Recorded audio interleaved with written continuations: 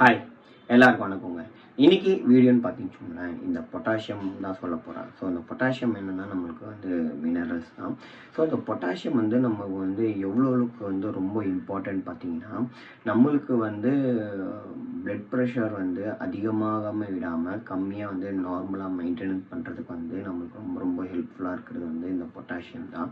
இந்த பொட்டாசியம் வந்து யாருக்கெல்லாம் கொடுப்பாங்கன்னு பார்த்தீங்கன்னா, அதிகமாக வந்து ப்ரிஸ்கிரைப் பண்ணுவாங்க பார்த்தீங்கன்னா, ஹைப்பர் டென்ஷன் இருக்கவங்களுக்கு வந்து கொடுப்பாங்க. ஸோ ஏன் அது வந்து பிளட் ஃப்ளோ வந்து அதிகமாக இருக்கிறதுனால வந்து நம்மளுக்கு வந்து நாலு பின்ன வந்து பாதிப்பு வந்து அதிகமாக இருக்கும். ஸோ அதனால் வந்து நம்மளுக்கு வந்து இந்த பொட்டாசியம் வந்து கொடுப்பாங்க.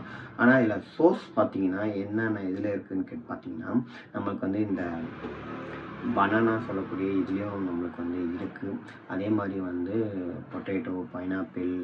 பொட்டாசியம் வந்து நம்ம ஒரு நாளைக்கு வந்து எவ்வளோ எடுத்துக்கணும்னு பார்த்தீங்கன்னா 3 to 4 எம்ஜி சாரி கிராமில் எடுத்துக்கணும். ஸோ அதை மறக்காமல் நீங்கள் வந்து டெய்லி ஃபுட்டில் வந்து பனானா வந்து ஒரு நாளைக்கு மினிமம் ஆச்சும் ஒரு 3 to 4 எடுத்துக்கலாம், நல்லது தான் நான் சொல்லுவேன். ஸோ இந்த பொட்டாசியம் இல்லாதனால இதை நீங்கள் எடுத்துக்கலாம். So easy.